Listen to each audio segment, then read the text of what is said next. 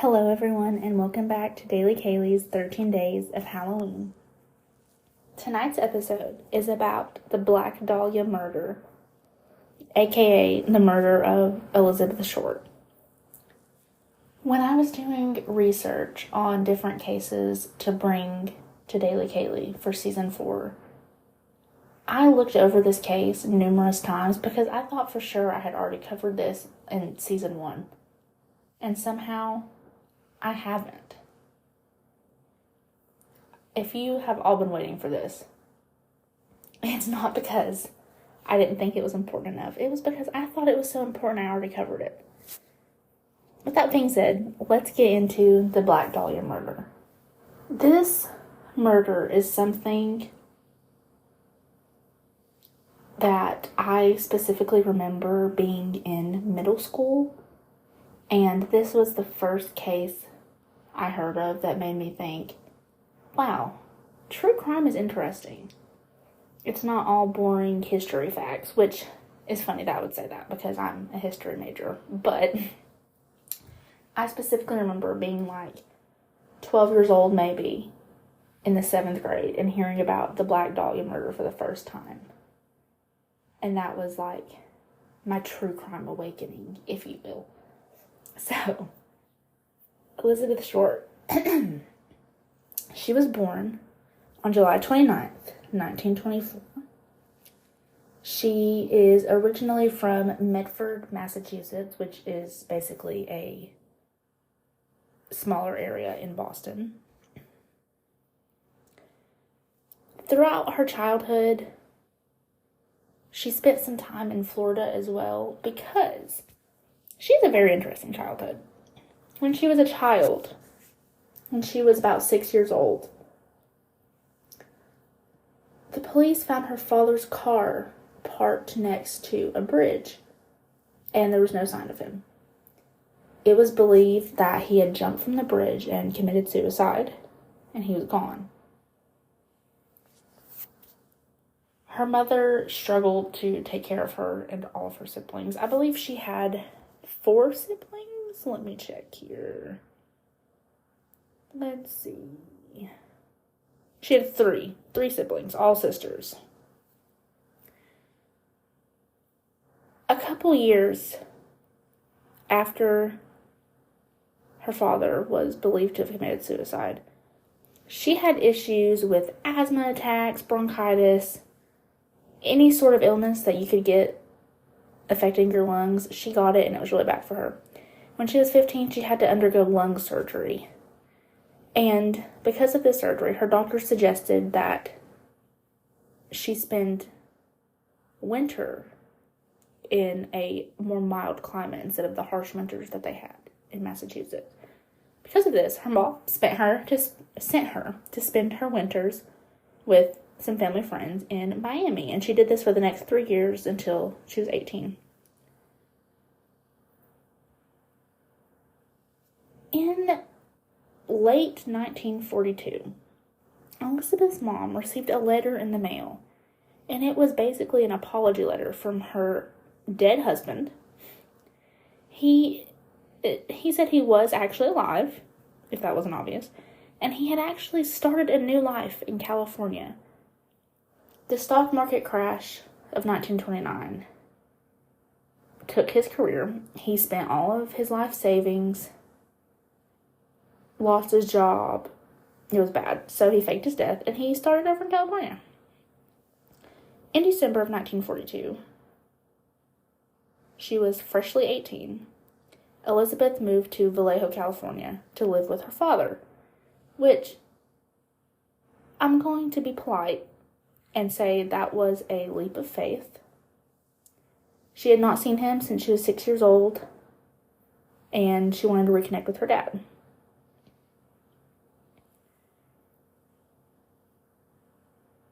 However,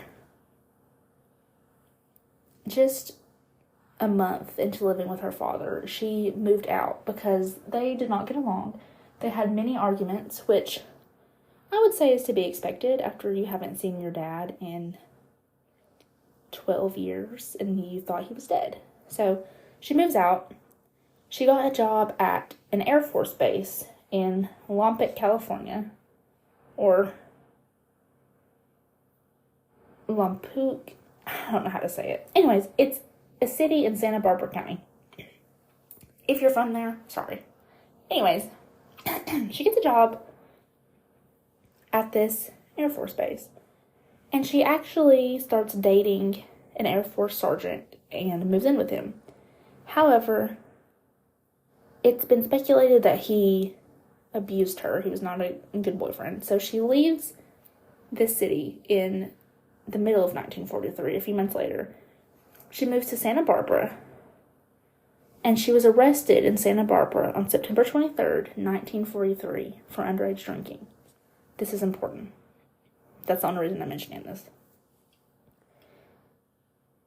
They sent her back home to Massachusetts. However, she did not go home. She returned instead to Florida, where she stayed with the family friends. After she moved in with her father at 18, she only makes occasional visits to her family in Boston. She just never goes back home. While she was staying in Florida, she met another Air Force officer, and he was actually in training to be deployed for World War II. He was going to Asia.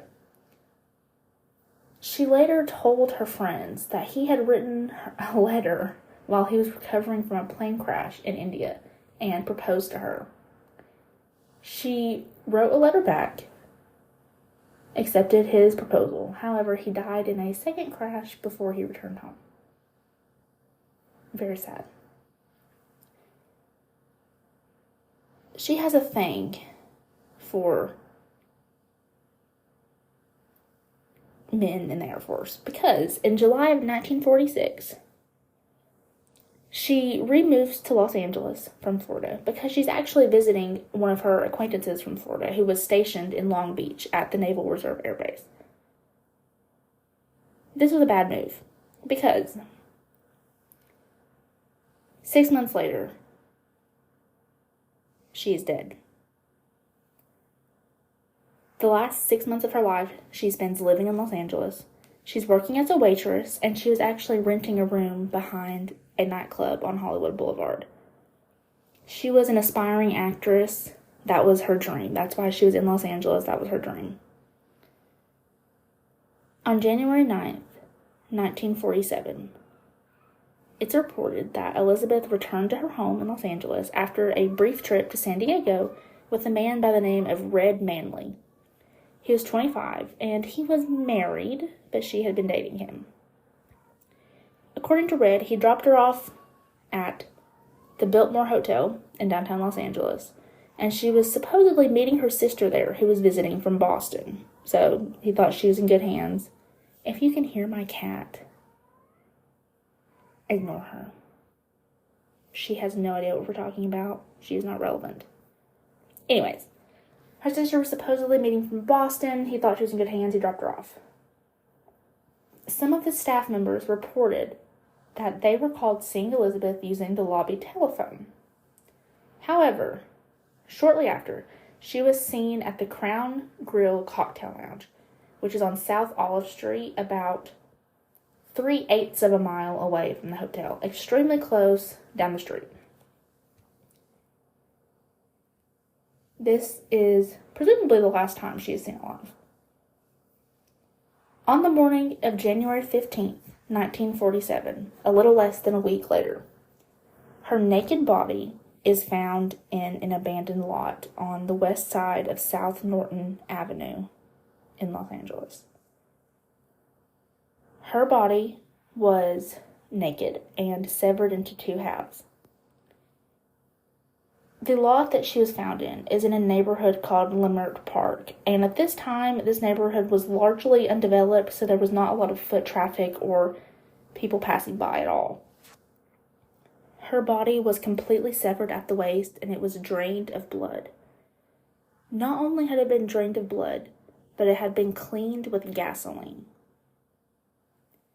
The medical examiners determined she had been dead for about 10 hours before she was found. That means her time of death was either sometime during the late evening of January 14th or in the early morning hours of January 15th.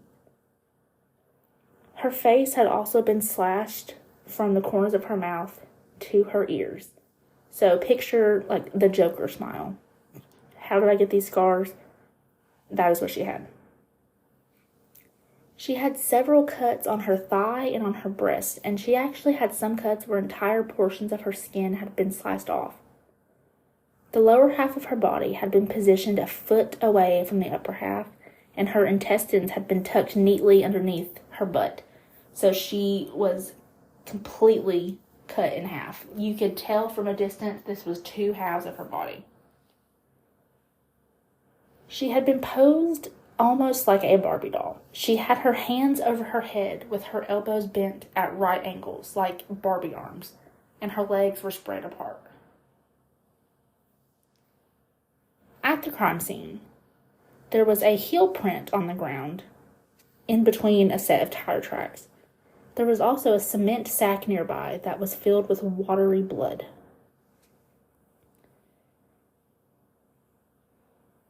The autopsy report determined that her body had been cut in half by a technique that was taught in the 30s called a hemicorporectomy. I hope I'm saying that correctly. I'm not a doctor. The lower half of her body had been removed by transecting the lumbar spine between the second and the third vertebrae, which means they severed the intestines. It was completely cut in half. There was very little bruising along the incision, which suggested that this had been done after her death. Her skull was not fractured, but there was bruising on the front and the right side of her scalp with a little bit of bleeding in her brain. This is consistent with blows to the head. They determined that her cause of death was hemorrhaging from the cuts on her face and the shock from the blows to her head. It was determined that she may have been raped. However, they took samples from her body, testing for DNA, and it came back negative, so they're still not sure about that.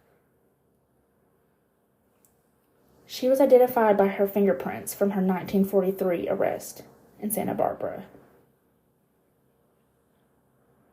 After she was identified, instead of being contacted by the police department, her mother was contacted by reporters from the Los Angeles Examiner. They told her mother that Elizabeth had won a beauty contest. And they told her this because they were prying for as much personal information about Elizabeth as they could get from her mom. It was not until they got all of this information that they revealed that Elizabeth had actually been murdered in Los Angeles. That was terrible. I guess to make it up, they offered to pay for her mother's airfare and for hotel accommodations if she would come to Los Angeles and help with the investigation. However, when she got there, this was also just another fucking scam to get information, because this newspaper kept her away from the police and from other reporters so that they could get as much information out of her as they could to be like the number one official reporting newspaper on the Black Dahlia. It was really fucked up.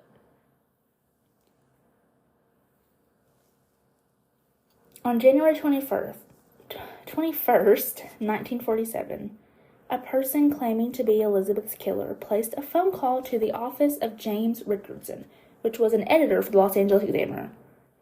He congratulated Richardson on the newspaper's coverage and basically said that he planned on turning himself in, but he wanted the police to pursue him. He told Richardson to expect some souvenirs of Beth Short in the mail. And he called her Beth, which is kind of weird because even her own mother didn't call her that. But he used the shortened version of her name, I believe, to seem more familiar with her, regardless of if this was her killer or not. However, a few days later, on January 24th, a suspicious envelope was discovered, and it was addressed to the Los Angeles Examiner. The words in the letter had been cut and pasted from different newspaper clippings, like, think of a ransom note. That's what it looked like. On the face of the envelope, a message said, "Here is Dahlia's belongings. Letter to follow." Inside of this envelope was Elizabeth's birth certificate, business cards, photographs, random names that she had written on pieces of paper, and an address book that had the name Mark Hansen embossed on the cover. The reason police believed that this envelope had come directly from her killer was because the whole envelope had been cleaned with gasoline, just like her body, which is a very specific detail. Even though it had been cleaned, they were able to get partial fingerprints off of this envelope. However, unfortunately for police and all of America, the fingerprints were corrupted during being transferred to the FBI, so there was nothing they could do. The same day that the newspaper received this packet, a handbag and one black suede shoe were found on top of a garbage can just a short distance from the crime scene. They had also all been cleaned with gasoline. On March 14th, a couple months after the murder, there was a suicide note found scrawled in pencil, and it was tucked into a shoe in a pile of men's clothing by the edge of the ocean on Breeze Avenue in Venice. The note said, "To whom it may concern, I have waited for the police to capture me for the Black Dahlia killing, but have not. I am too much of a coward to turn myself in, so this is the best way out for me. I couldn't help myself for that or this. Sorry, Mary." The clothing was found by a beach caretaker, and it was reported to the lifeguard captain, who then informed the police. The clothes were so normal that they gave absolutely no clues about the identity of their owner. There was a coat, a pair of pants, a t-shirt, underwear, tan socks, and tan leather shoes. Size 8, very average. There was absolutely nothing there. The police determined that Mark Hansen may be a suspect because he was the name on the address book that was found in her belongings. Mark Hansen was wealthy.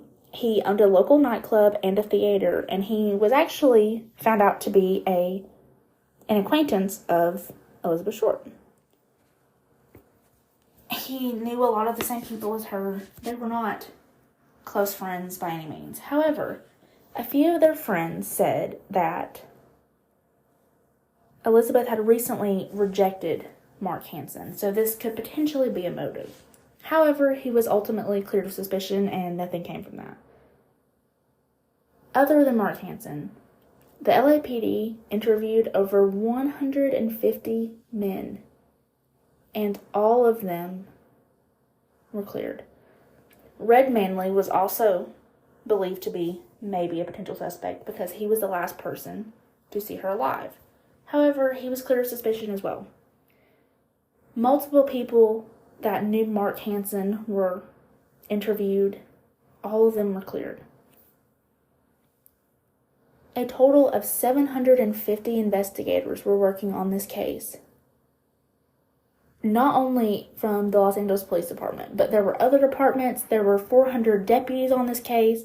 There were 250 California State Patrol officers, and there was nothing. They searched so many different locations in Los Angeles. They even went through storm drains, abandoned neighborhoods, building sites. There was nothing. There was a reward posted for $10,000 for any information that would lead the police to her killer. And in present day dollars, this is over $130,000, and yet nothing came. A lot of people came forward with confessions, hoping to get the money, but all of these were cleared. They were all dismissed as false.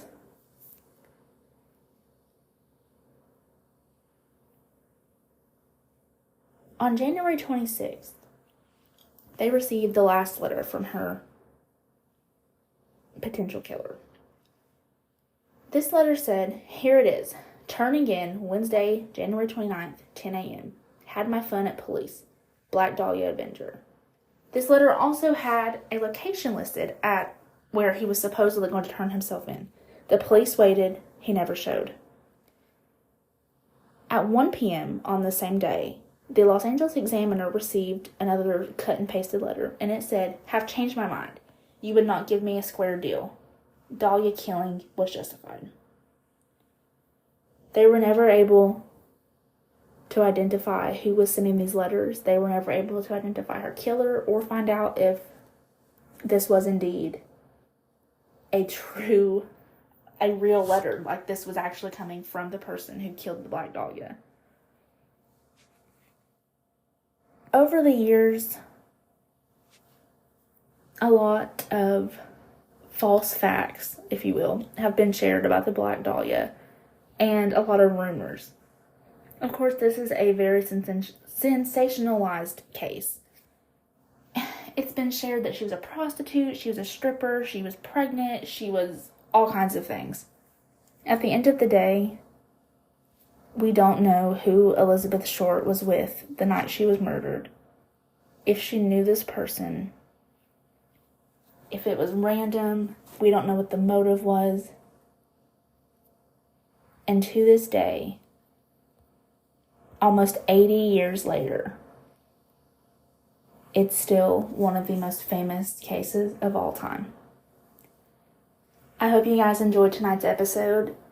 I am so sad that 13 Days of Halloween is about to end. But I hope you guys are enjoying this as much as I am, and I will see you tomorrow. Bye, guys.